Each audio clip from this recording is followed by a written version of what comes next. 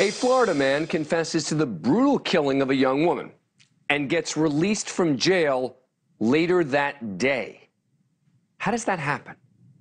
On November 22nd, 60-year-old Ralph Williams admitted to the 1983 fatal beating of 21-year-old Carla Lowe. Lowe's body had been found in the middle of the street after being attacked, beaten, and run over by a car. It all happened while she was waiting for a train at an Amtrak station in Delray Beach, Florida.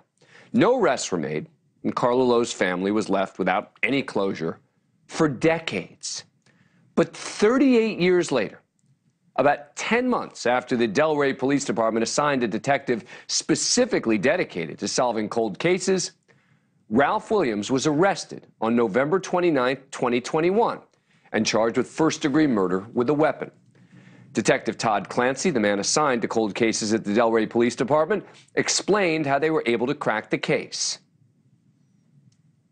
I started working on this case and began investigative interviews with many witnesses. With the recent advancement of technology, we were able to obtain fingerprints from a piece of evidence that was left at the scene. This evidence was presented to a grand jury, which led to the arrest of Ralph Williams 38 years after the crime. Good for him, good for them. Williams was then charged with first-degree murder.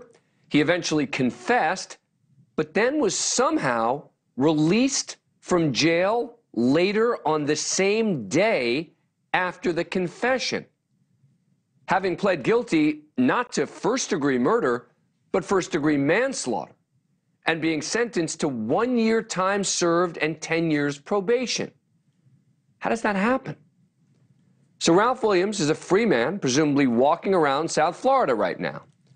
To try to help us understand what happened here, we're joined by the man who signed off on the deal with Ralph Williams, State Attorney for Palm Beach County, Dave Aronberg. Dave, thanks for coming back on the show. Appreciate it. All right, so what am I missing here in terms of the context? Dan, good to be with you. This is the most frustrating thing for a prosecutor because we're there to do justice, and then you've got someone who's a killer and he goes free because this is a 40-year case, 40-year-old case, where you have evidence that is no longer available, and you have witnesses who have died, and the key witnesses, even after his arrest, had such severe health problems in the last few months that their memory is gone, and we don't have the evidence to present to the jury. In fact, I talked at great length with my prosecutors, and they believe there was a good shot we would get as JOA, which, Dan, you know, which means that there would be such a lack of evidence that it wouldn't even get to the jury. So we talked with the family and had to come up with this alternative. But how is that the case? If you've got the fingerprints, we just heard from the detective there who was able to use this new technology. You've got his confession. How is that not enough to take it to trial? Well, you're referring to his admission of guilt, his plea of guilty on the day of the trial. Yeah. Right.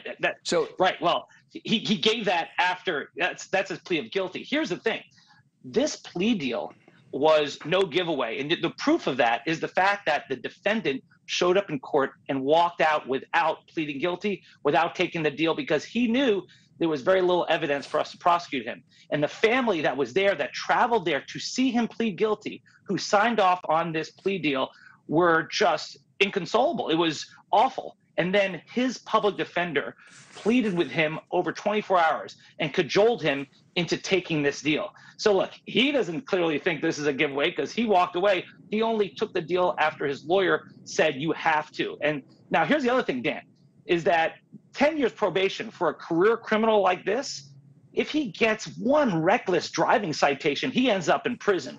So like I said, this is imperfect. This is not full justice, but it is something. So again, to be clear, you think that the evidence that the detective talked about there from the cold case unit would not have been enough to get a conviction?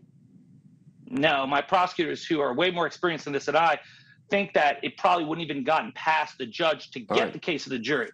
And also remember, we didn't have a confession. The confession was that's fair. His plea of guilty. That's fair. But let me ask you this. You mentioned you talked to the family, right? I think that would be a very important piece of that. I know it's an important piece for a prosecutor like you.